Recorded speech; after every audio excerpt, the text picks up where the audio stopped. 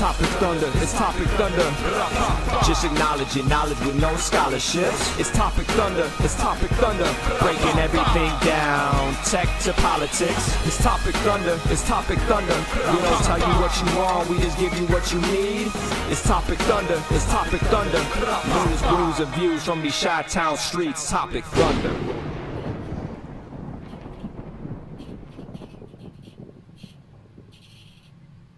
No. Oh no. There we go. Hey, hi. Welcome to Topic Thunder, everybody. It's your favorite podcast that's not your favorite podcast, but for the next hour, we're going to pretend it's your favorite podcast. Right. Surely you like something better than this, but we appreciate that you're here. Absolutely. My name is Brooks. That is Ben. And we fashioned ourselves as the Info Tenders. So if you're strolling... We're walking into the Internet Saloon we call the Thunderdome. We've already got people bellying up to the bar over there, and the world's most dangerous chat zone. Yes, that those things still exist in this modern era. So we got Ma Jordan at Chris in here, and welcome in. Oh, Adrian is in the room too, and I'm sure others, all the VIPs will start showing up. And okay, it's not just me. Yeah, your audio really? did something. I think they output. I thought it was just me, and I didn't want to say anything. No, you're right. Something did happen. Oh, something's amiss. Hold on. It was fine in the pre-show. Right. But it sounds like it switched your mic. What mic is being used? Yeah, How does that sound? Now we're back. Okay. That's the way it's supposed to sound. And that's you never give up, folks. Never. And this is why we're not your favorite podcast, but you're still here. We appreciate it. Just our follies are just so endearing. Yeah, or you like that we break the fourth wall, that we have no idea what we're fucking doing here, and completely shooting by the hip. It's still really low. I can give you a little bit. I can give you a little bit of boost on our end. Mic boost. Turn my mic up. Yeah. So, is this better? I'm trying. You might want to get the mic a little bit closer to you. Maybe? Oh, is that a thing? Is that being a professional? Ooh, yeah. I think that's what we needed. We needed to just be a little bit talking closer. Into the microphone. Yes, using the microphone for the purposes of getting your voice out there in a loud fashion. Yes, you'll want to just speak directly into it. Really cool with it off to the side and not disrupting this really cool shirt. I know. I do the same thing. I get mad because I have all these cool wrestling T-shirts that I want everybody to notice that I have, and my mic was always covering it up. So all right. whatever. So for the budget for 2025, we're gonna put in for like boom mics. Boom mics. Yes, we're gonna put. I'm gonna get it so it's like up here. Yeah. Yep. Topic Thunder is gonna bring the boom. Yeah. Mic. Yeah. So there we go. And So, as we like to call it, the Internet Saloon, we like to kick the show off with a little bit of a toast, a little bit of a beverage, or whatever you're into. Just be safe, I guess, are the rules here. Be safe and respectful in the... Yeah, you guys are a lot freer in Illinois than I am to do whatever you want. Yeah, watch out, because Governor Abbott's going to be rolling your way. Ladies and gentlemen, this is a cheap Costco. Yeah, I know. Cheap Costco wine. Not cheap Costco, right? But I say cheap by like it's inexpensive. It's a known brand that has a bunch of extra stuff that they don't know what to do with, and the geniuses at Costco 20, 25, 30 years ago, whenever they built the pyramids, decided, hey, we'll offer you this much money for all that stuff you're not going to use, and those they put a Kirkland's label on it, and then you get this delicious 94-point rated Malbec. There you go. Costco, by the way, I'm a golf fanatic now. Costco actually got sued by, I believe it was Titleist, because they made a set of iron, or they make a set of irons that is, for all intents and purposes, is the exact same iron that Titleist makes, but for half the price with a Kirkland label on it. And they also make golf balls that are basically Titleist Pro V1s, which are like the best golf ball in golf. And they're the most expensive golf ball as well. But Kirkland's perform and are basically the same golf ball with a Kirkland's logo on it at half the price. So Kirkland's, the folks that run Costco, the Kirkland family, I'm sure that's who the family is behind Costco. I'd imagine if they call it Kirkland's that it's after their family name. I have no idea. I'm just shooting from the hip here. But yes, Costco, they know what they're doing. I actually just recently said to Adrian, because we're Sam's Club members, that I think we should switch over to Costco. And I think that's what we're going to end up doing here pretty soon. Yes, that is. She does know why we. She does know why we were asking. Because yes, it is golf related. I'm hoping that I can find the golf balls at Costco and spend less money on golf balls. Yes. So Costco's business model is the Chinese government business model. We're going to steal your technology design. Yes. We're going to put our name on it, and we're going to sell it for dirt cheap to undermine your internet property. The Amazon way of doing business. Yeah. So all right, cool. So I was just thinking about, like, what do they have to do? They had to hire people that to literally dissect like the golf ball, right? Like cut it in half. What kind of materials? How is that material? Like how thick? How dense is that material? And how many trials? How much money? Bet how much money did they spend? Right. to get to that point where they're like, we did it. Yeah. We replicated it. All right, now we're gonna the irons are so popular, Brooks, that once word gets out that there's a release date, you have to go online and order. You can't even get them in the stores. They never make it to the shelves, so to speak, because they're so popular and so sought after, because they make a limited number of sets as well, and so they sell out within hours when the new sets come out. It's the clubs are nearly impossible to get. The golf balls are a little bit easier. So let me ask you this from the other side of the aisle, I Yeah. guess, as you're a Sam's Club member. Yes. When you go, Do I feel dirty that I'm doing business with Walmart? Yes. No, that's not on my radar, because we're doing dirty business with the same. Yeah. We're shaking hands with the same. But person, yes, okay. Right? Do I feel? Do you have like a pattern when you enter the store? Like this, we walk to this side first, and we have this and this and that, or is it just like a random scatter? Like, oh, laissez-faire. Let's go here. Let's go there. Two different answers to that. When I'm with Adrian, yes, patterned, where in a way that our Sam's Club is designed, they kind of organize it where they almost kind of force you to funnel through it at a certain way. Like they funnel you a certain direction. They funnel you down where all like the home goods stuff is, right? You're going to have to go past that, get to down to the food, the bakery and the meat section and the different food section. So yes, but if I go by myself, like today, but for instance, I went to Sam's Club today, and I went for two specific things. So straight to those things and out. That's and I scan and go. And I scan and go. Wait, hold on. Wait. Time out. Yeah. You went to a warehouse store.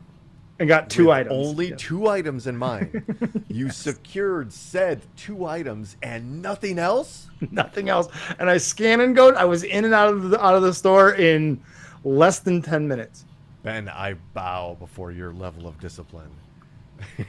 I absolutely do. Yeah. Because it's not. Yeah, well, just read Gigi's comment. And my second question to you was going to be, Ben, when you do go to Sam's Club, is it a elbow to the face, hip checking, I'm going to ram you, I'm going to play chicken with my cart with you kind of deal? Or is it? No, I'm much more just go with the flow. I like to get done. Don't get me wrong. Whenever I do any shopping, no matter where I am, I try to get in and get out as quickly and efficiently as possible. But I'm not opposed to a little dilly-dallying and looking at some stuff that you may not buy, but you're going to go ahead and look. I guess there's some of the clothes and stuff like that. Well, what about the people that like park in the middle of the aisle and they park their cart crooked, and then there's somebody else. You know what you're getting in. You should know what you're getting into when you. So, all right, what I've learned from this mini segment is that I might have a problem. You might have an anger issue with. You have store rage. Yeah. I just expect everybody to perform in an orderly fashion. Yes, it's like road rage, but in a store. Yes, we walk and we drive on the right side of the road. We're going way. No. This is why we're failing as a society, because we're losing shopping store etiquette. Right? Get out of the fucking way. Just park to the side. If you're going to grab multiple items, you don't have to bring your cart. Park it in the aisle and just go grab those items on the shelf and go put it back in your cart. We can be more efficient at this, people. And we I know. Yeah, I learned a long time ago to just, like, you got to know what you're getting into. If you go to Sam's Club, like, okay, it depends on where you go. If you go to Sam's Club on a Sunday afternoon, buddy, you signed up for that. You signed up for the shit show that is Sunday afternoon when everyone else and their fucking brother is at the fucking Sam's Club too. Like, yeah, that's why Scan and Go is the greatest thing ever, because standing in lines and waiting for, that was the worst part about Sam's Club. Once they got the Scan and Go deal, I don't know if Costco has that or not, but man, that is amazing. I don't have the ability to go to Costco like during the week. It just like. So you will go at the prime times. So when I go to Costco, it's usually every like 6 weeks or something like that, right? I have timed perfectly what time I need to leave our apartment. This sounds like so you. I know this is true. To hit. And if you look at the map, this all makes sense too. I'm just making left turns to go to 3 locations. I hit a Target right off the expressway. I get all the Target shit, right? Then I make a quick left and another left, and I hit the Jewels. Right? The Jewels, yes. The Jewels. Yeah, I go to the. We don't have those in Texas. The Jewels. They used to be the Dominics, but you know that. Yes. So, because I'm sorry. Groceries and all that. Yeah. Yeah, like your produce is suspect. Like I gotta go. To the Yes. And then just literally not even a quarter mile down the road is the Costco, where I make another left turn, and I time it all so I'm getting there just as that first crushing wave of people are rushing the doors at 9:30 when they open on a Saturday. I missed that initial, like, I gotta be there at 9:30. Right. And I know that because I was once I gotta be there at 9:30 person. Yes. And it was very stressful. Yes. And that's the same strategy I have at like group dinners and stuff. Like, I let the first wave go, the people that want to initially, and then I'll wait for the line to calm down, and then I'll go get my food. I have this whole thing mapped out. Yeah, it's much less stressful that way. By 7 a.m. And I love that you have it all planned all out. of the groceries secured by 11 a.m. and I miss all of the bullshit. Especially getting out. It's smart, dude. It's smart. We do very similar. Very early morning grocery shopping is the only way to do it. If you wait till the afternoon, you are inviting nothing but rage and anger from yourself. Yeah. So again, personal experience and knowing myself, know thyself. Yes. I have this whole thing plotted out, and I'm not going to say it doesn't like go right all the time, and reactions are always the same, but like I generally get through that situation without strangling a human being. Yes. Figuratively. I wouldn't. But hey, enough of all of that. I've officially titled this episode of Topic Thunder, episode 159. Wow.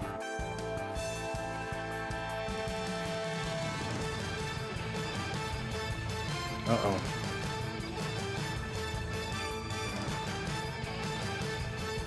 We lost Brooks. Uh-oh.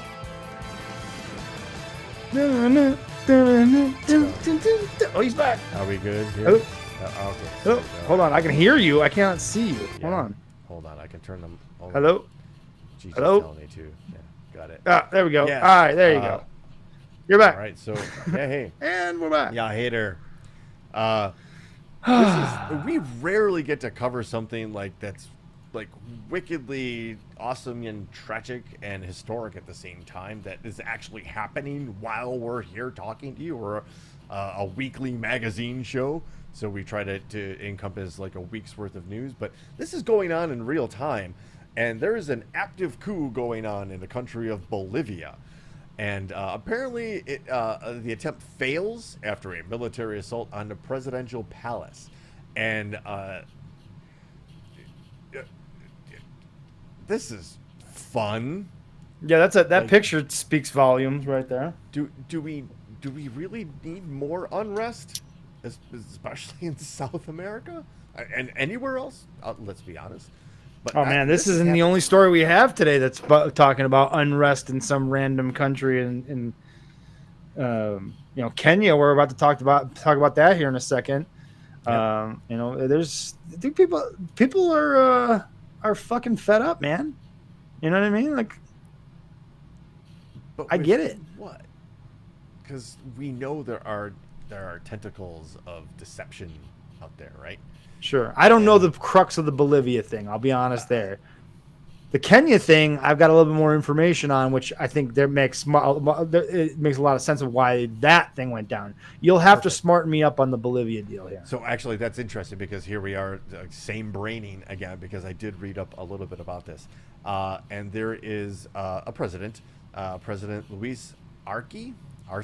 I've heard it said both ways. Arce. Yeah, okay. That's what I would say. Slammed a coup attempt against the government and called for international support. Earlier in the day, military units led by General Juan Jose Zuninga, recently stripped of his military command, had gathered in the central Plaza Murillo Square, home to the presidential palace and Congress. A Reuters witness saw an armored vehicle ram a door of the presidential palace and soldiers rush in. This is a quote from the president of the elected president of Bolivia. Today the country is facing an attempted coup d'etat. Today the country faces once again interests so that democracy in Bolivia is cut short. The Bolivian people are summoned today. We, the Bolivian people, need to organize and mobilize against the coup d'etat in favor of democracy. A few hours later, a Reuters witness saw soldiers withdraw from the square and police take control of the plaza. Bolivian authorities arrested Zuninga and took him away, though their destination was unclear. Torture chamber. Torture yeah, chamber. I don't like. I nowhere fun is where he's at. Being detained in an undisclosed location in Bolivia. Never fun. It's never like the undisclosed location is like Disneyland. It's not. It's not that. Yeah, you're not going to find Airbnbs. No, right? there's no comfort, amenities at wherever this guy is. Inside the presidential palace, Arce swore in Jose Wilson Sanchez as the military commander. So he stripped this dude of his military command. This dude apparently, I don't know if it's written in here, but I read a couple other stories. It was specifically this evil Zoninga guy and the military police, like specifically like that unit in the military. Uh-huh. So it wasn't like the military in general, which is probably why they were able to squash it relatively quick. Very interesting quote from this newly sworn in military commander. I order that all personnel mobilized on the streets return to their units, entreat that the blood of our soldiers may not be spilled. Earlier in the day, wait, hold on, I lost the quote. They literally called for people to take up arms in the streets.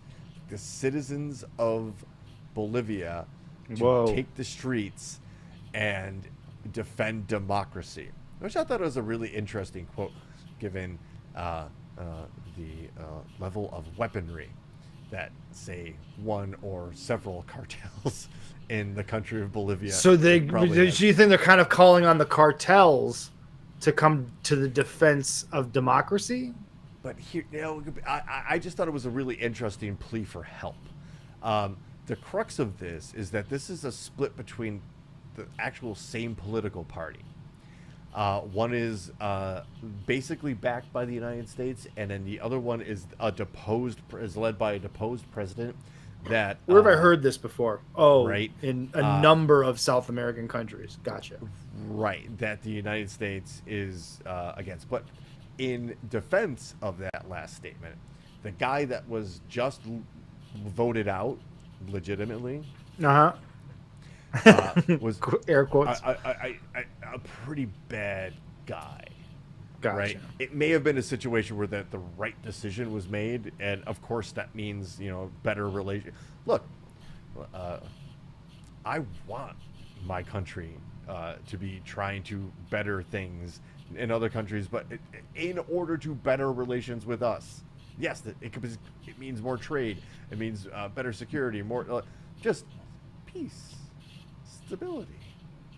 Yeah. And I'm not going to tell I can you understand that our that. way of life, right, is the best way of life. I'd also say, is there a better option? But I also know, we're caught in the middle of some really weird power game of really, really powerful people who don't give a fuck about us, pardon my French, and are just kind of amused by the things like this.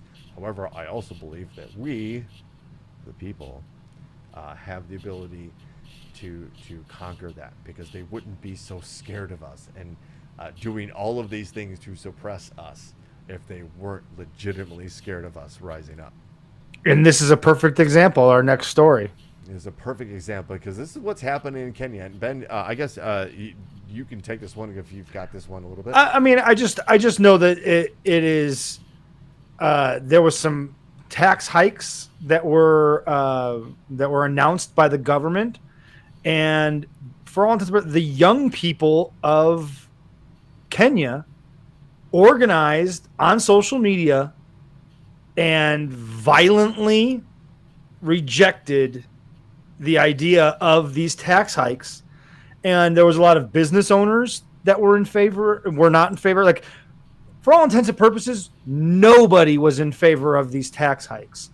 And there was a group of young people that organized this protest, and it grew very quickly because the older generations, there was a lot of people that were sympathetic to the protesters and joined in, and it got so overwhelming so quickly and frankly deadly that the Kenyan president said, all right, I'm not going to do the tax hikes.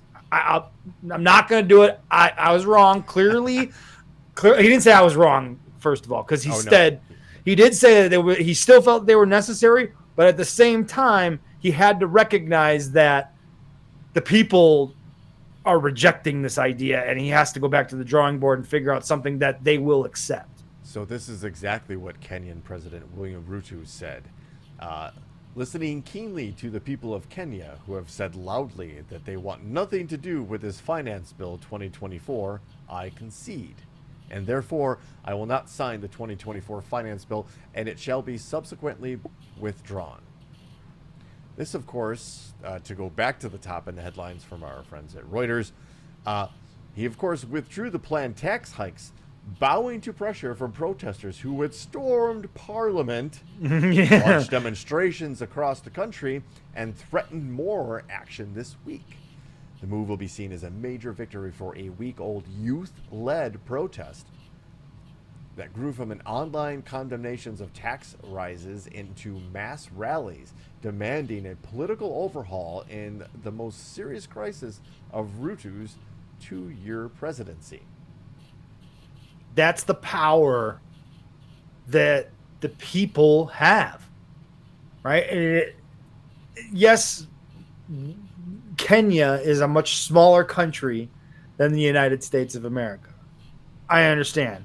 It's not the same government structure. It's not that easy, but it does go to show you that youth-led protests are not something that's going to go away. This is not going to be the last time we hear about youth-led protests. These younger generations they're not They're not like the generations before us or our generations, man. And the quicker we accept that and don't reject it is going to be better for society. But that's a different discussion. But man, this is great to see. Like, they stormed Parliament and they went, okay, we hear you. We hear you. I'm not gonna do this. I'm not gonna sign this thing. You clearly don't want this shit. I mean, if you speak loud enough, they will hear you. I mean, people did die. The military legitimately opened fire with live ammunition on some protesters and literally killed, I think, at least 5, but I heard as many as 20. At least 23 killed nationwide in Tuesday clashes, it says here. So, anytime in our history, I can't, I mean, besides, the police that, kneeling on the neck of an innocent black man, the last time I think U.S. military, and I think it was the National Guard, killed somebody on U.S. soil was Kent State way back into the 60s, right? But this is the Kenyan military opening fire on citizens. Like, you couldn't use sandbag rounds or tear gas or any of the other shit. No, you'd use live ammo. It's a terrible decision on the government's part there to allow that to have happened. And I want to make a very clear distinction between this youth-led group protesting what appears to be a rather insane tax hike that would impoverish people. Yeah. And I want to put a clear air between this and what happened on January 6th. All right? Because in January 6th, people were legitimately storming the Capitol to prevent the certification of a president that they thought or were told was illegitimate. Right.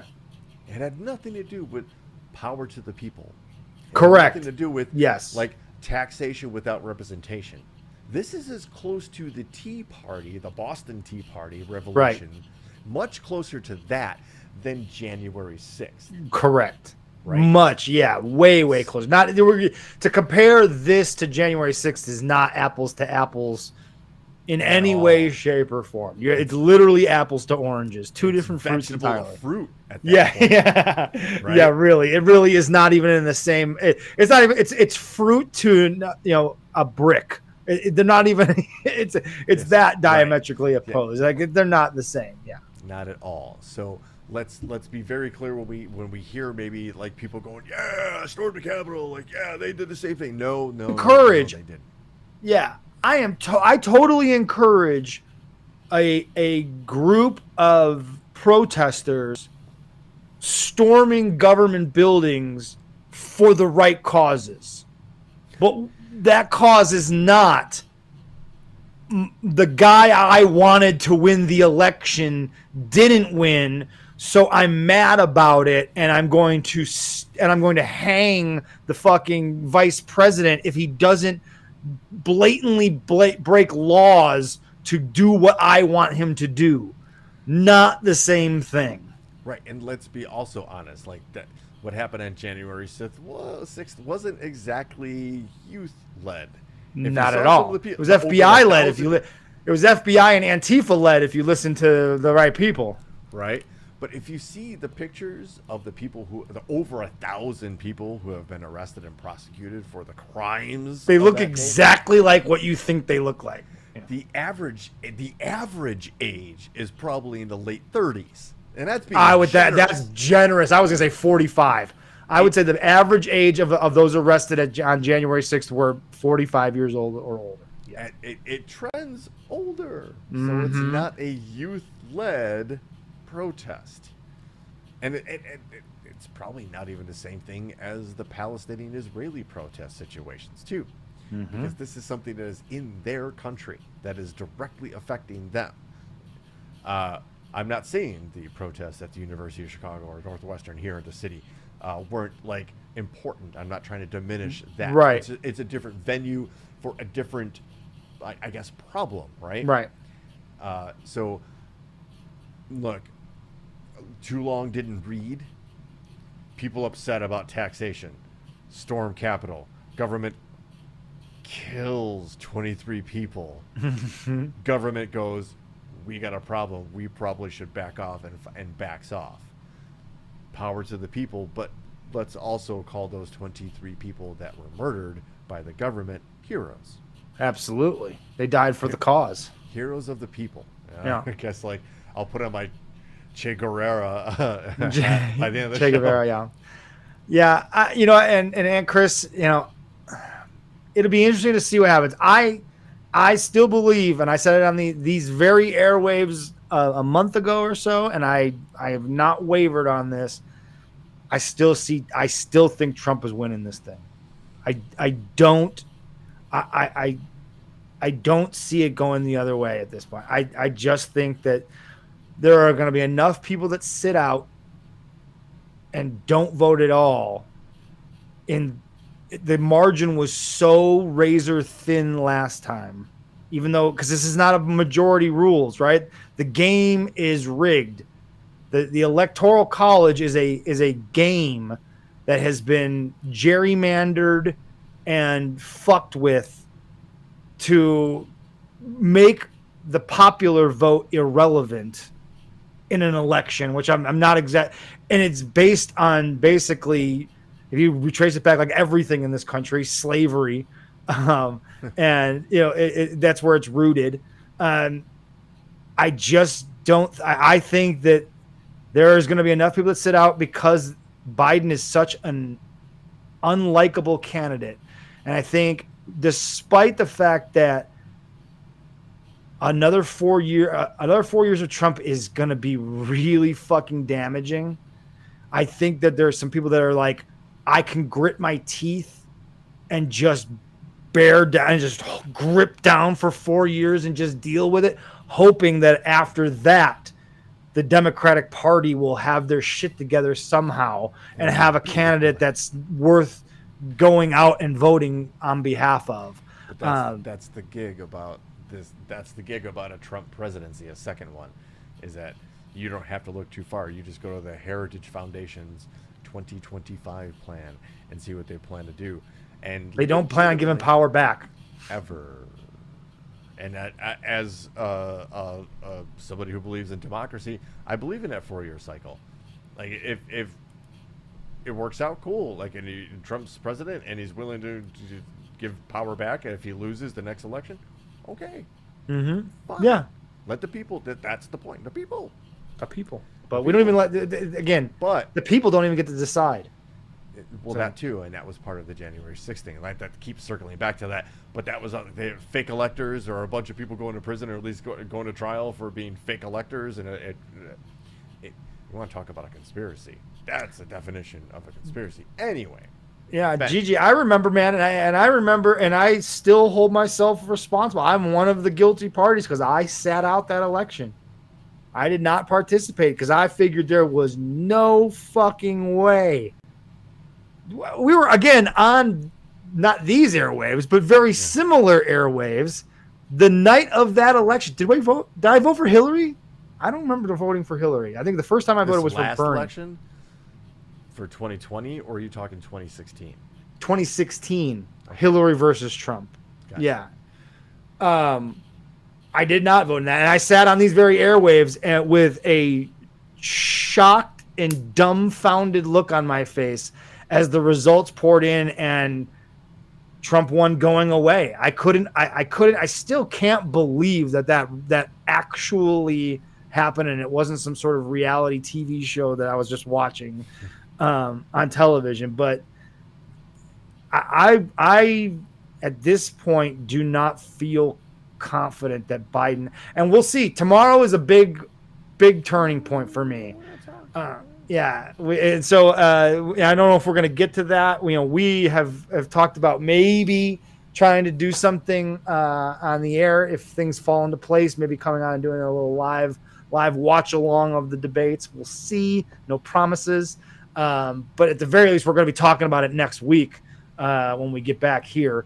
It's going to be fascinating to see how it all goes down. Biden's performance is going to be interesting to me because Trump is going to do what Trump does. He's going to be on the attack. He's going to interrupt him. He's going to try to fluster him. He's going to insult him. He's not going to answer any questions directly. He's going to try to, he's gonna ramble about nonsense that doesn't make any sense, and no one that was going to vote for Trump is going to have their opinion swayed by anything that happens tomorrow during that debate. There is nothing that Trump could do or say, I believe. Like, think about it in your mind right now. Man, what if he did this? Nope. I believe that if he did whatever you're thinking right now on live television, his supporters would not care one bit, and they will still vote for him. Flip side, Biden's performance matters, and how he handles things and how he answers questions and how he comes off and how coherent he is or isn't, I believe is going to matter whether or not people start getting behind the idea of voting for him and don't sit it out. And so I will be very interested to see how it plays out. I don't know if we lost Brooks, but he seemed to have froze. Yeah, maybe Trump will drop. I think, maybe Trump will drop dead on TV. That would be something. But I still think, like, his supporters would still, they'd write him in. Like, I still think that a dead Donald Trump somehow still wins the election. I don't know how that works, and I wish Brooks was here to correct me, because I didn't pay attention in civics. But I don't know if it's possible for a dead man to win an election. But I believe that it is certainly possible for a dead Donald Trump to beat an alive Joe Biden in an election in November. As scary as that is, I think that that's possible. I don't even know if we're still. Am I still in the air at this point? Can anybody? All right. There we go.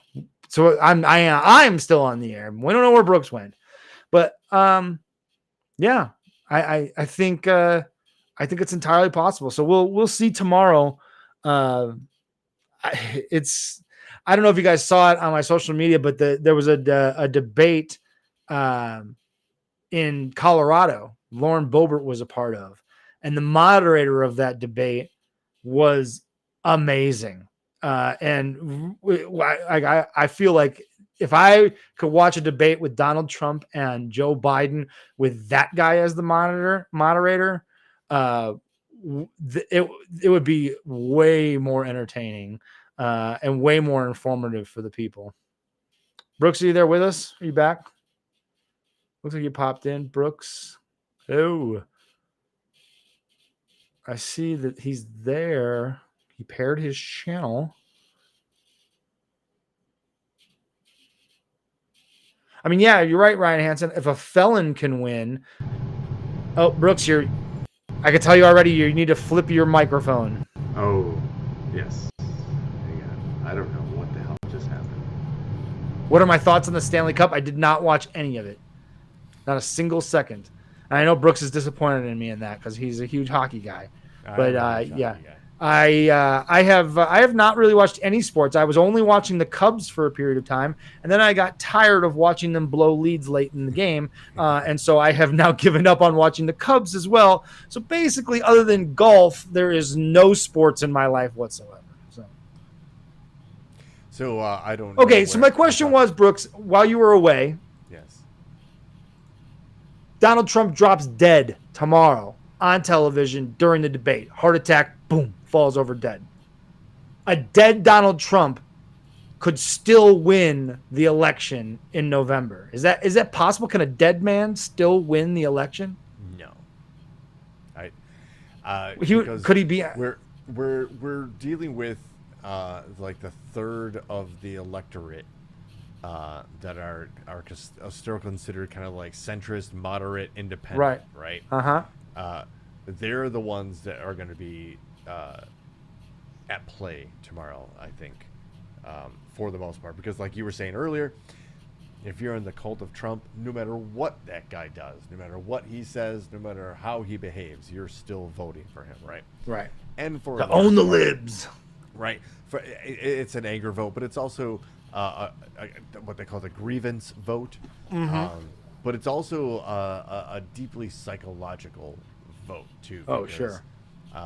For some reason, those folks feel like that is a strong man. That is what all the things like that's what a smart businessman is like. That's what a good Yeah, he's for us. He fills a stereotype in their mind. Yeah, that's providing something for those people, which is again what a cult is. So yeah, there's no flipping that. There's no changing that, no matter what. It's the moderate, it's the independent that I think. And I know you were saying Biden's performance, but I don't want to. Biden is going to be full of drugs that are going to help him debate. Yeah, I love that's the new narrative from the Right? fucking right is that he's going to be drugged up somehow. But what do those people always do? And I mean like the right-wing Trump people. They always tell you what they're doing, but they blame it on everybody else. Right?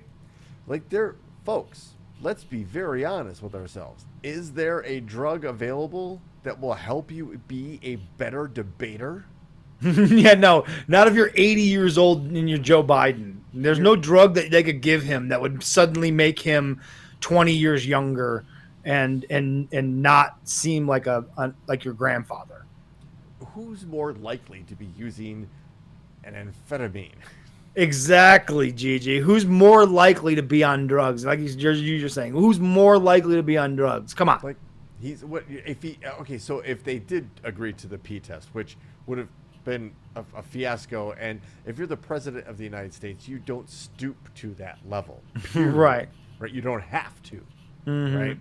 And it's very clear who would fail that test. It's also very clear that test will probably be rigged and in favor of somebody who we clearly know. You know who I want to take that test? I want Don Jr. to take a drug test. Oh my God! I mean, there's zero chance that guy passes. They're all snorting Adderall. Yes. Right. So they don't have to pay. So they can piss clean for cocaine. Is what it boils down to. I'm just. I don't know. Do we want to get the Supreme Court stuff, or we want to kind of jump ahead? I think the Supreme Court stuff is I was gonna say, so we can skip the Julian Assange stuff. He's gonna go live out the rest of his life in Australia. He came to a plea deal. Hooray! Good for him. I do view him as like a heroic figure. He did the right thing in exposing those terrible war crimes and secrets that we were keeping. I think he did the right thing in exposing those, but whatever. You and I disagree in that part. Like, I feel like he was part of a broader plan to weaken the United States, specifically then also got a lot of people who helped out our troops in Afghanistan murdered because he revealed their names. And I'm talking like translators and guides. He was responsible for many deaths of U.S. intelligence officials because he spilled secrets and names that crippled our ability to find out what's going on in other countries.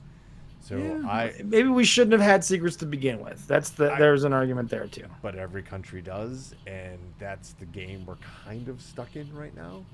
So it's a matter of if anyone's willing to expose that game, I'm in favor of of that game getting exposed.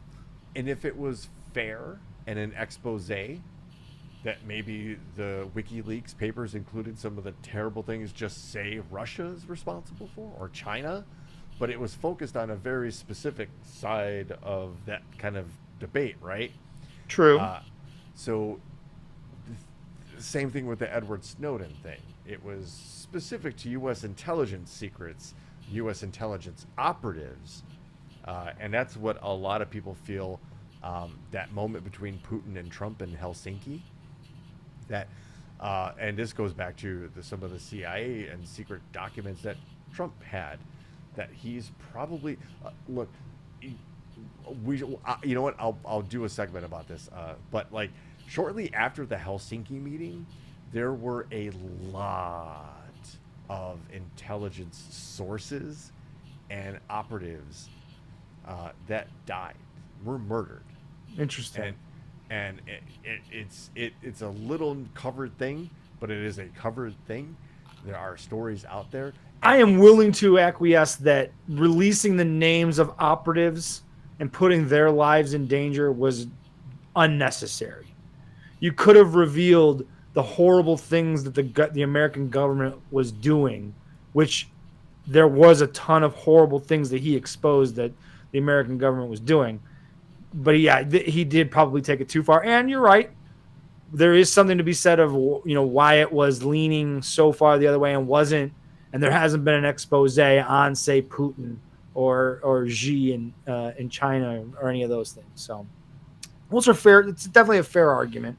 Mine is more of a broader look at it. You're digging in a little bit further, and I could see how that could sway your opinion in that sort of sense. So this is a quote from The Guardian in the same story about Assange. A reporter worried that Assange would risk killing Afghans who had cooperated with American forces if he put U.S. secrets online without taking the basic precaution of removing their names. This is a quote from Assange. Well, they're informants. So if they get killed, they got what was coming to them. They deserve it. Yeah, not sure I agree with that. Okay, dude, what the fuck are you then? Yeah, you're an Not informant of some sort. Yeah.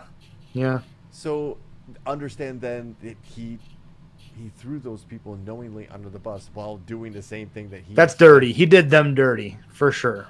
Those were our allies. Those were the people in Afghanistan that were helping us try to rid their country of the Taliban. Yeah. Right? And he sold them out. So what do those people think of the United States? Yeah, fair. Just little things like that on the chessboard, I guess. Like, we have to be mindful of, because it did move the needle about world opinion about us. And if anything, this is a game about power and influence. Not so much. We've proven it. Weaponry, it's all a stalemate at that point, right? Mm-hmm. It's power, influence. Who knows what? How can you leverage this against that?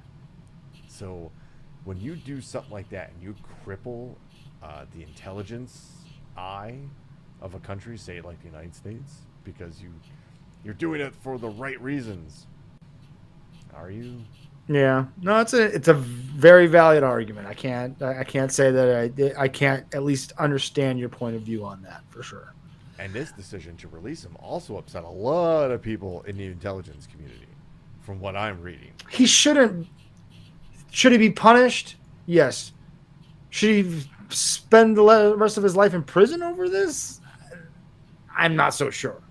He's not a U.S. citizen, so he's not a traitor to the United States. Right. So, right. Extraditing him back to whatever plea deal, whatever they got out of him. And he's clearly not somebody who's going to hold secrets, and probably when pressed for things might bend. Surely, yes, absolutely. Right? So, the only way I can really see, and I could be wrong about this because malfeasance and all of the other things we talk about that's wrong with the U.S. government, I can't see a situation where he didn't give us something or give up something to us as far as his source or something that we can pursue clandestine in nature. Mm-hmm. It doesn't have to be front page of Assange says leak was due to this person, because we want that person alive. Right. So maybe we can become the surely next secretary. it wasn't they're not just letting him off the hook. I'll agree that we got something out of it. Yeah. Anyway, at least that's my humble opinion. We have railed quite extensively at the Supreme Court and the corruption and the just total nonsense that is the Supreme Court in this country. But I gotta say, they at least seem to have gotten one thing right, and I was surprised by this. I sent you this story this afternoon when it broke. Yeah. I am stunned by this decision from the Supreme Court. This is from our friends at NBC News. The Supreme Court tosses out claim Biden administration coerced social media companies to remove content. The court overturned an injunction that would have limited contacts between government officials and social media companies on a wide range of issues. This is from Lawrence Hurley, Washington, D.C. Hello. The Supreme Court on Wednesday threw out a claim that the Biden administration unlawfully coerced social media companies into removing contentious content In reaching its conclusion, the court overturned an injunction that would have limited contacts between government officials and social media companies on a wide range of issues that go into effect. The Supreme Court had previously put the injunction on hold. White House Press Secretary Karine Jean-Pierre welcomed the ruling, saying it would help the administration, quote, continue our important work with technology companies to protect the safety and security of the American people after years of Republican attacks on public officials who engage in the critical work to keep Americans safe, end quote. The court, on a 6-3 vote, found that plaintiffs did not have standing to sue, in part because they had failed to adequately allege that the content moderation at issue was the result of government actions. And that's why I think it's important. That's an important distinction to make, Brooks. I want to stop there. Is that surprising that they came to this conclusion? It wasn't that they necessarily disagreed or wouldn't have if they had standing, but Coney Barrett and I think Kavanaugh, they couldn't let their own politics get in the way of the facts the way that the other three did, right? Because the three dissenters, was it Alito, Thomas and Gorsuch. There you go. The three you would expect, right? The hardcore conservative, the most conservative, politically minded of the court. It's not that the other two necessarily disagreed or wouldn't have gleefully put Biden in the Biden administration at fault for this. It's that they couldn't overlook the fact that the people bringing this to the court didn't have the standing to do so. It wasn't that they disagreed. It's just that you unfortunately don't have the standing to bring this to us, so we got to throw this shit out. The majority wrote, which again, like you said, included Amy Barrett Coet, Kavanaugh. The majority permits the successful campaign of coercion in this case to stand as an attractive model for future officials who want to control what people say, hear, and think. That the coercion was more subtle than other examples made it even more dangerous, Alito said. And this is what Alito said. He led his dissertation or dissent with this, calling this one of the most important free speech cases to reach the court in years. And the government actions were blatantly unconstitutional. He had to say, sitting next to Clarence Thomas, whose actions are blatantly unconstitutional. Yeah. Without a drip of irony. How dare they? And I know, like, this sounds like it's super important, and it sounds like the government. This is actually a very narrow aspect of law, and they're playing up the COVID vaccine as an example of the government being able to step in and say this is not true. Right. We're pushing misinformation that's going to hurt and or kill people. This is the Tulsi Gabbard, Rand Pauls of the world railing about how the government stepping in and correcting something that is incorrect factually. They deem that as an assault on free speech, which is absurd. It is an absurd claim that the government should not be allowed to step in on social media and say, whoa, hold on. This shit that's circulating here, all bullshit. Ivermectin, bullshit. You're going to get hurt. Knock it off. Right. Knock it the fuck off. People are going to get hurt. Remember that people died doing it. You know, you got people who are injecting bleach and shit because they thought that might help. You know, you cannot let health concerns for the entire populace go unanswered or uncorrected. You have that information has to, a viral epidemic, a novel virus. You have to be, the government has to be able to go to social media and say, you've got to take this down because this is wrong and is going to hurt people. To say that that's unconstitutional, for Alito to say it's blatantly unconstitutional is silly. You can't yell fire in a crowded theater, right? There are limits to even free speech. So this guy's now all concerned about free speech while at the same time trying to restrict the utmost health care for women and women's regulatory abilities over their own bodies. Now all of a sudden this guy's like, this is an egregious move by the government. Get bent, dude. Yeah, we fuck see you. off. We see who you are. Yes, we know what you're doing. Knock it off. So, but on the flip side, I don't know much about the second story. Well, I guess a document leaked that wasn't supposed to leak. I was going to get to that in just a second, but I wanted to say this. Okay, I fair. don't think this is that big of a decision, and I think this is more of a thrown a bone before some other major, much more controversial decisions that the Supreme Court is currently sitting on, including the presidential immunity situation. They've already made that decision. Yeah. That's true. Done, and they're just sitting on it. That I will say this: we didn't cover that. It's not in the stories, and it was last week, I believe that they came to this decision, or late last week. But the decision that they made on the gun ownership for domestic violence suspects, that is also an interesting decision, because I put this on social media. I have long argued that the idea that gun ownership is a right is just patently false. And this decision from the Supreme Court makes it absolutely clear that gun ownership is a privilege and not a right. It's like a driver's You do not have a right to own a gun. Anyone who tells you that is misinformed. They don't understand the difference between a right and a privilege. A felon cannot own a gun. If you can take it away, it is not a right. It's a privilege. A right cannot be taken away under any circumstances.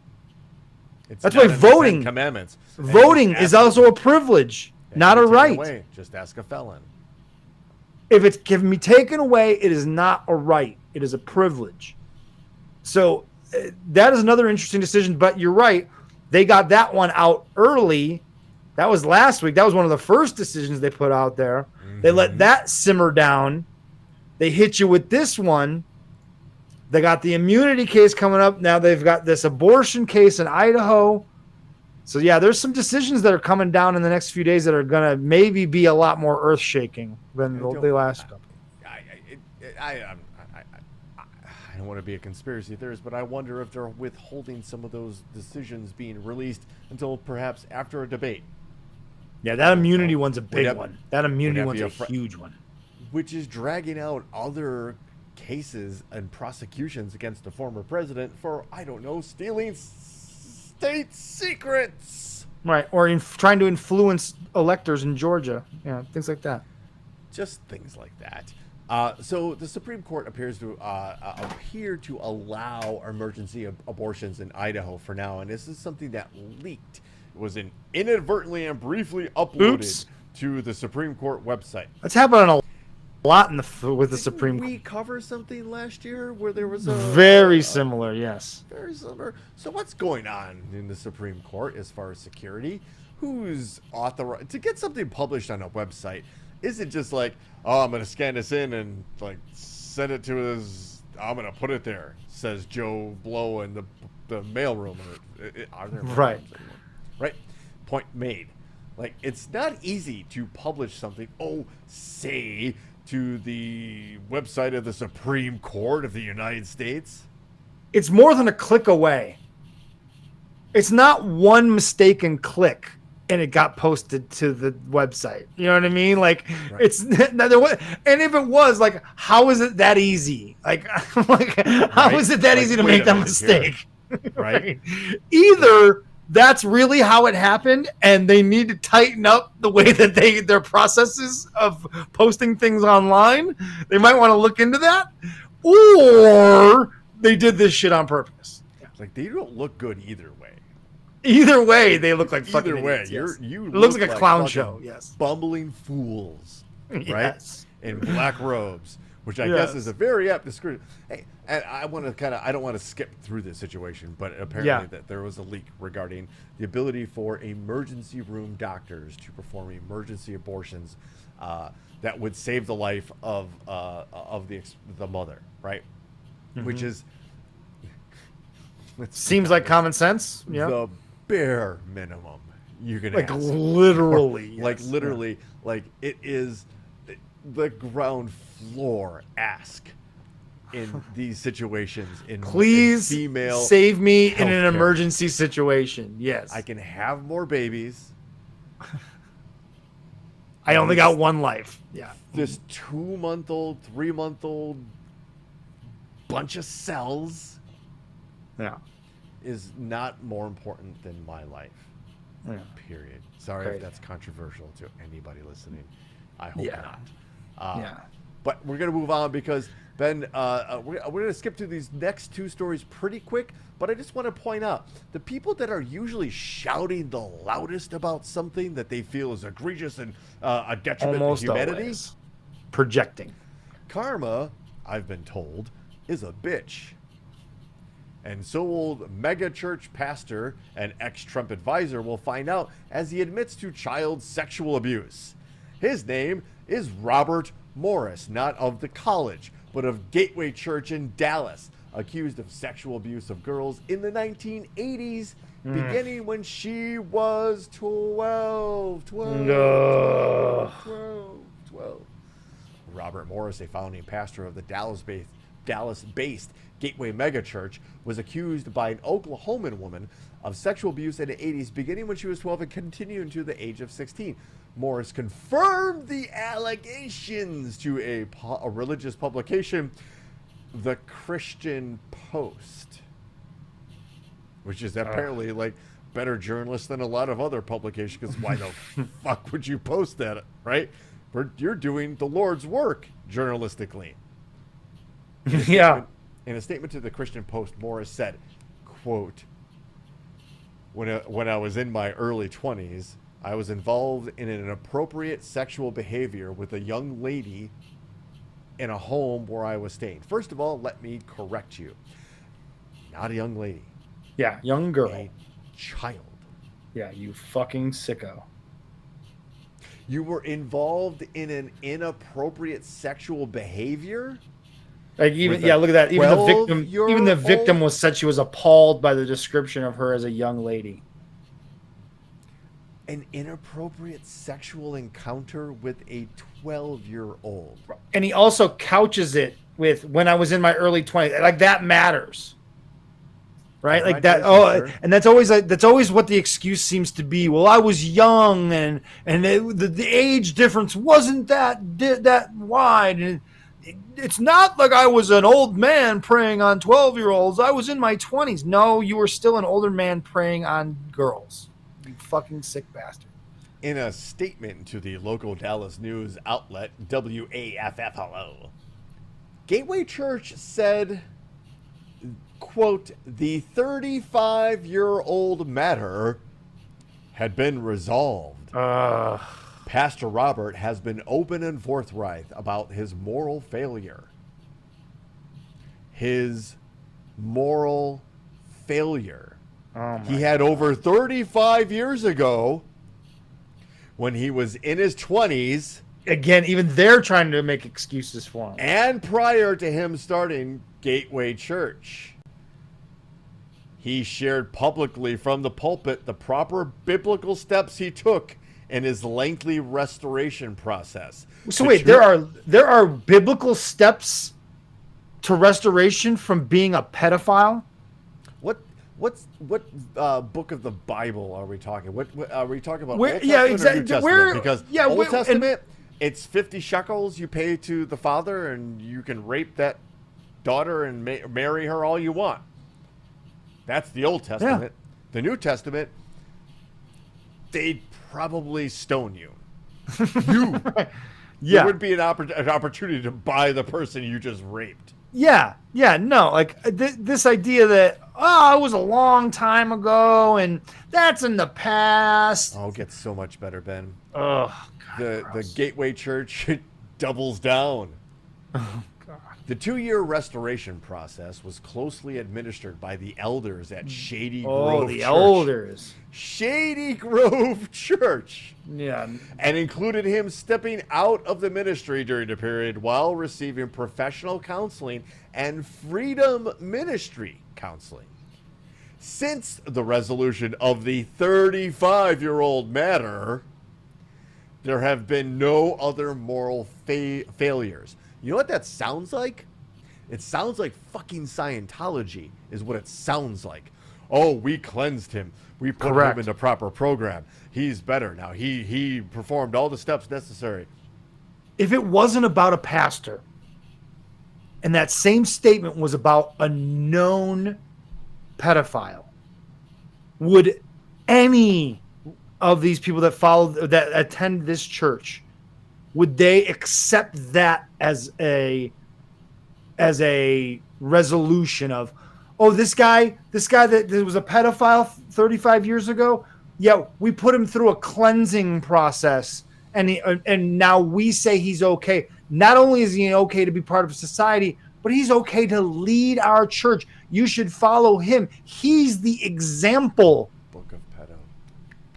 I mean, what is going on here? That is absurd spin doctoring to try to somehow spin this idea that this guy isn't a monster, in the same sense that Jeffrey Epstein or any of these the people that follow in this church. I bet if you went on the people on the social medias of the people that attend this church, the amount of people that think Hillary and Bill Clinton and Epstein and every fucking celebrity and anybody who's ever even said the name Jeffrey Epstein is a pedophile, and how they rail against that, and they're silent when it comes to this guy. Silent. They'll say nothing. They'll go and attend his fucking sermons this Sunday without a drip of irony. It's gross. Ben, Pastor Robert Morris was appointed to Trump's Evangelical Advisory Board for his 2016 presidential campaign.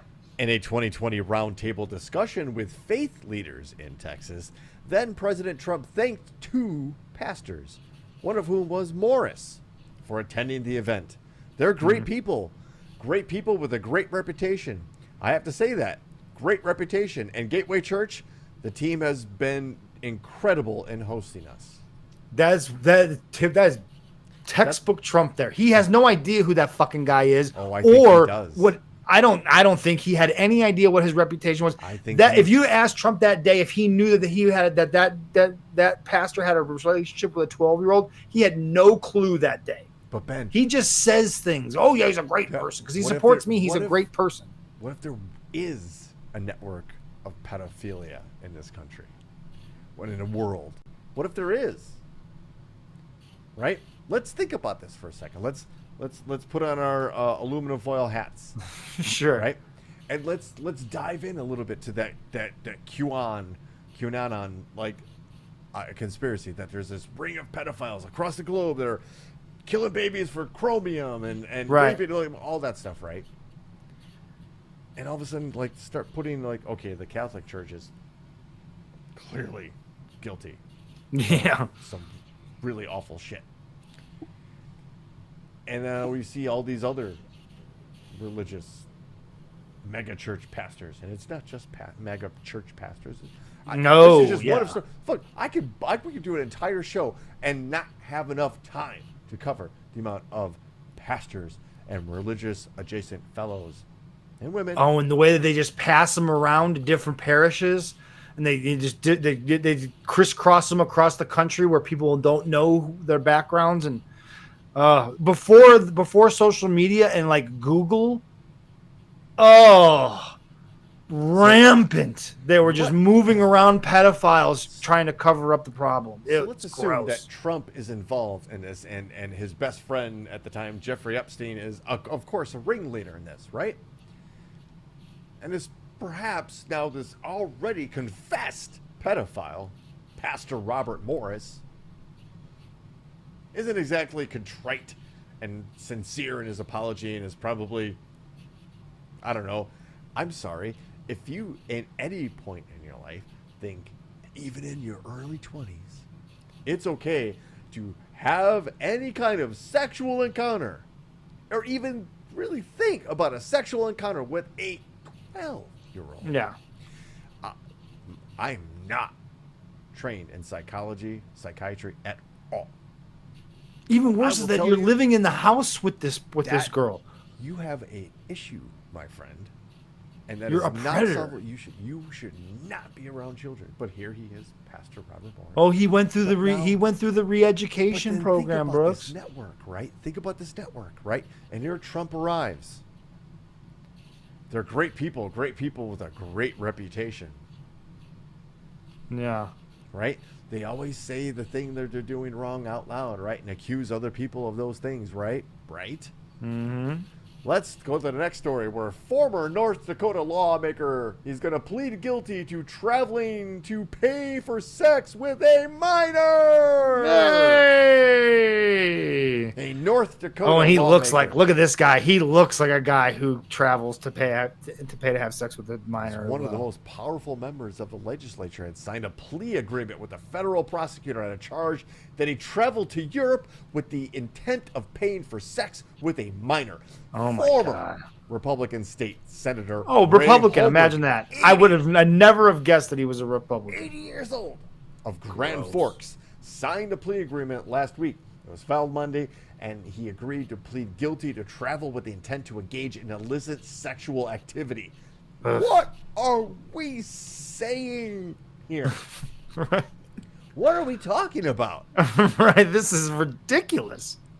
Are we talking about another right-wing GOP operative? And yet, those same people are that same fucking Holmberg asshole certainly would rail against a transgender person reading a book to a minor as being sexual in intent. I know you can look at Joe Biden and like him like leaning over and like it looks like he's smelling the hair of the child, but he might be telling that child something like in her ear that might ring out for the rest of their lives that he doesn't want anybody else to see. Right. I'm just using that as one example of like, oh, he's smelling her hair because he's going to be drinking her blood later. Right. With no actual evidence, proof, or even like adjacent evidence. Mm-hmm. But then here we are with yet another Republican. I'm sorry to do this and try to be decisive like this. I don't mean to. Right. I'm just calling these things out. Right. If it was a Democrat, we'd also be telling this, talking about this same fucking story. Make no mistake. Be happy to. That's what we profess here. Ben, so we're running into it, and I thought this I know. was gonna be a short show. This was a supersized episode, surely because we had a lot to talk about. We've been off for a couple of weeks. It was to be expected. We owe the people a little bit of a longer Shout out episode. to Ed anyway. Chris for mentioning Dennis Hassert, former Speaker of the House. Oh, I dare you to look him up. And the guy that actually took his place too, Newt Oh, Gingrich. we cannot skip this next video you got here. This is too good. I love this. In the We vein. talked about this a couple months ago when Joe Rogan had a guest on where they were talking about how Biden, made some joke about something when he was actually joking about something that Trump said. And when they thought Biden had said it, they thought he was an incoherent asshole and too old and senile. Then when they found out it was Trump that said it, oh, he just misspoke. There's been this long narrative coming out of right-wing people that Joe Biden is the senile old man who needs help and is probably on drugs and is incoherent and rambling, when all you have to do is put a mic in front of fucking Donald Trump and it becomes very obvious very quick. We played last week. He was talking about sharks and electrocution the other day. and just rambling on. So yeah, this video, I'm sure CNN surely hit a home run. Nice here. primer here for the debate. Yeah. Oh. The statements that when you even read them are completely, there's absolutely no point that anyone can ascertain from them. Here's some examples. The Biden border will, well, you know this, right? The Biden border bill, did you just see Maduro, Venezuela? It's unbelievable. We are a nation that just recently heard that Saudi Arabia and Russia will be reducing. There's a man, Viktor Orban. Did anyone ever hear of him? He's probably like one of the strongest leaders anywhere in the world. And We've heard he's the leader of Hungary. Right? He's the leader of Turkey. Nikki Haley, you know did you know they destroyed all of the information, all of the evidence, everything, deleted and destroyed all of it, because of lots of things. Like Nikki Haley is in charge of security. And obviously, Chris, just to point out, Nikki Haley, he meant Nancy Pelosi, Viktor Orban, he meant Hungary, not Turkey. There was some slurring there. Lately, there's been sort of stories he's been telling about water. You've probably seen them on Twitter and how nobody has any water. And he goes on this long thing about washing machines and showers and something. And it literally is nonsensical. A lot of gas. I don't know anything about, I didn't know he was ranting about water. Oh. What the fuck is that about? Again, it's about like he did it in 2020 too. The campaign, like water pressure, like you turn on the water, there's no drips. Like he starts talking about how glorious his hair is, and he likes to build a lather, like, and but you turn on the faucet and it's drip drip drip. Like there's no water. That's what the Democrats want. They don't want you to have water. I'm not, folks. I wish I was like not. Right, you wish you were making it up. You wish it was a Saturday Night Live skit, but it's not. It's the man that's, in my opinion, very likely to win the next presidential election. So with that said, we'll do a little bit of a cleanse, and then we'll hit my dad's favorite segment. But indeed, just to we're gonna go back to our good friends at the Sheldrick Wildlife Trust in Kenya. We just talked about Kenya, right? Despite you're pandering to my wife again. Oh no, I'm pandering to anybody who loves a good rescue story, and also can also appreciate the tantrum thrown by a child. Oh, again, you're speaking my wife's language here. Hold on. This is a throwback to remind that an elephant calf tantrums are not unlike a human toddler tantrums. In this case, Mwinzi, who has been on the show before, has been a guest on the show before. Mwinzi, one of our favorite rescue elephants, loves his adoptive mom so much that he gets jealous if he has to share Keeper Justice's attention with the other orphans. Just watch what happens here. This is awesome. No, don't touch him. Oh wait, don't. And he's like, "Oh, it's okay. I got 2 arms. I bet you guys." Yeah, no. And no, I don't want you touching her. That's my mom. Yeah, well, Wynn's like, "Well, you're the fucking problem." But look at the steady, like motherly, like no, it's okay. Yeah. I know you just tried to push me out of the way, but I love you. I'm gonna still I'll try to hug you. But I said I want justice. Yeah, that's and Mom awesome. was like, yeah, I'm bigger than you, stronger than you. Dude, elephants are just crazy fucking amazing. It's really what it comes down to. Just look. Take a look at an elephant. Just look at it, and don't like in your head. Oh, I know that's an elephant. No. Think about what it looks like for a fucking second, right? Yeah. Think about the ears, the nose, the ginormous armored covered like the feet, the tusk. There's a tail. That nose is prehensive. They can use it to lift things, manipulate things, pull. It's like another. It's like an arm for all intents and purposes. Aliens live among us. If you want to look at it like that, think about how different an elephant is to our flesh body, and still as intelligent, if maybe not more. They give and absolutely, Adrian, you're absolutely right. It has been proven. They have names for each other, and the way they like make noises, that is they respond to their names. They're like whales. Folks, we don't give the animal other kingdom enough creatures credit. Yeah. on this planet enough, because we think we're so superior. Because we build skyscrapers and drive cars. And yet they have a language and a way of life that we don't understand. So who's the dummy here, right? Mm-hmm. Who's the dummy? We don't deserve elephants or hippos, but that's not why. You know what we do deserve? What? The lightning round! Ladies and gentlemen, boys and girls, children of all ages, we apologize for the language, but welcome to the lightning round. You're going to see in the world's most dangerous chat zone, the Thunderdome, the lightning bolts going up. And folks, this is the mainstay, the spine of this show, and it, of course, called the lightning round. Most reasons, right? But let me explain to you as the host of the show, I guess. The lightning round is an exercise in democracy, where 3 stories enter the Thunderdome. 1 shall be read, and that is chosen by you, the people.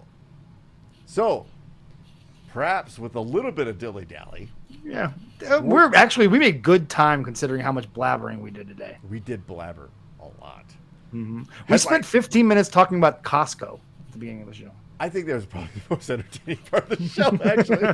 Probably. I didn't think about it, but it's organic, and that's what makes it cool, right? Folks, sorry. Headline number 1.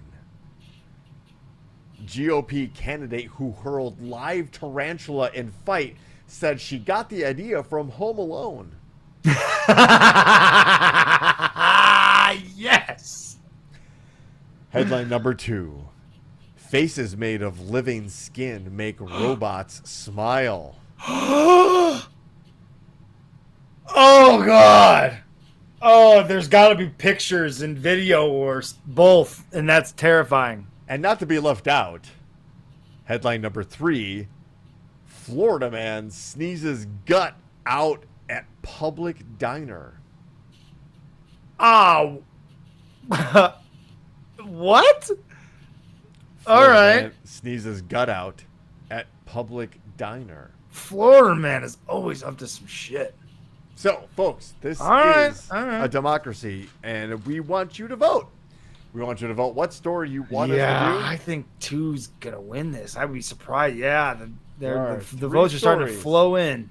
that you get to choose what Ben and I are about to read to you. Choppy Beige, welcome, Aaron. Thank you for participating. We love Yes, you. this segment is so good that Sunday. people hang out in the background for the entire show, and then pop up out of nowhere. Oh, by the way, alternate headlines from Ryan Hansen: Spider Tosser, Leatherface Ex Machina, and He's Got Guts. Oh yeah. Oh, they're asking for a repeat. The Australian guy. That's exactly what I'm talking about. Dude stays silent the entire show. Pops up during the always here to cast a vote. We do appreciate that. So we are going to give you guys one more listen as we want. Although 2 is running away with this thing. A little bit. So let's just one more time go over those headlines. Number 1, GOP candidate who hurled a live tarantula in a fight says she got the idea from Home Alone. It's so amazing. It's not going to win, but it's a great story. Great Headline number. Just imagine picking up a tarantula and then Just throwing it. Yeah. It's just such a video game thing. It really is. Headline number 2. Faces made of living skin make robots smile. Oh, this is so bad. It makes my stomach turn just thinking about it. And headline number 3. Florida man sneezes guts out at public diner. That's also gross. But I just can't see anything but number 2 winning. Or should it? Like, Florida man, that's great. Any other week might be a contender. But come on. Human skin faces are making robots smile. Get the fuck out of here. I don't know that we're going to have enough votes coming in. Or rictus. Is that a vote, sir? I'm not Yeah. sure. I think this is running away. We literally have had one vote outside. Like, the Australian guy is the center here. He is the Justice Alito of, if you will.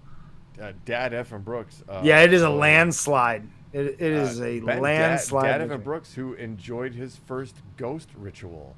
Yes, I heard. Live ghost. Human Skin Faces is Actually the title of my mentioned EDM album. Dad Evan Brooks actually mentioned there's going to be a new new pope, but it's these spoilers, Dad. Can't see those things out there for people who haven't said it, but there might be a new pope. Also, Ghost called their production company Popcorn Productions. That's awesome. But this is terrifying. Fuck out of here. What is this?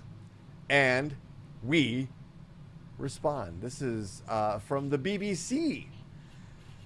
Japanese scientists have found a way to attach living skin to robot faces for more realistic smiles and other facial expressions. The breakthrough came from copying tissue structures in people, according to the team at Tokyo University. The prototype may appear more Haribo than human-like. Oh my god. The researchers say it paves the way to making convincingly realistic moving humanoids with self-healing skin that will not easily... Excuse me, I just belched. Will not easily rip or tear. The artificial skin is made in a lab using live cells. Not only is it soft, like real skin, oh no! Cut, the scientists say. Oh, it's so gross. Look at that. To attach it proved difficult. The team tried using mini hooks as anchors. Oh! But those damaged the skin as the robot moved. It does look like a blobfish. Yeah. In people, the skin is tethered to underlying structures by ligaments, tiny ropes of flexible collagen and elastin. To recreate that, the researchers drilled lots of little holes into the robot and applied a gel containing collagen and then a layer of artificial skin on top. The gel plugs the hole and tethers the skin to the robot. No. This is a quote. By mimicking the human skin ligament structures and by using a specially made V-shaped perforation and solid materials, we found a way to bind skin to complex structures. This was lead researcher, Professor Soji Takeuchi. The natural flexibility of the skin and the strong method of adhesion meant the skin can move with the mechanical components of the robot without tearing or peeling. The eyes are fake, right, though? Those eyes are fake. The latest results were published in the journal Cell Reports Physical Science.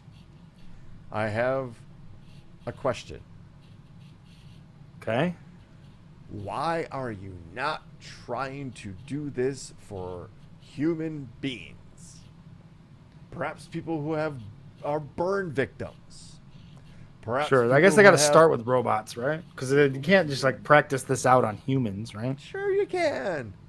You're gonna put it. Look, this is the first. The application will be testing the robot. The second application will be applying this to sex robots for some really weird fucking people. Yes. Who want a wet, moist face to wake up to. Like With this. weird- like that. this fucking face. Gross. Imagine that. Oh, they're gonna put a hole for a mouth on that. You paid $7,230 to have a. You're sex right. That robot fucking covered in weird You that know weird that's where Eastern it's European going. guy. You That know weird where it's Eastern going. European guy is gonna love this idea. So, I guess thanks for your scientific breakthroughs in flesh recreations, but perhaps applications other than a possible cyborg robot killer might be in orbit.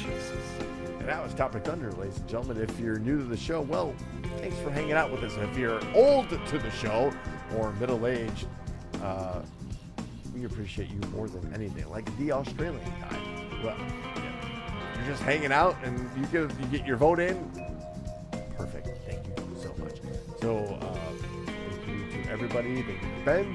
Thank you to weird flesh-growing Japanese scientists. Because without you guys, without these Fucking stories, disgusting.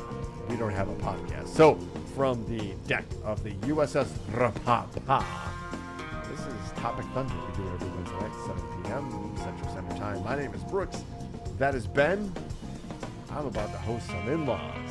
So tonight's going to be a rocking good time. Everybody, cheers.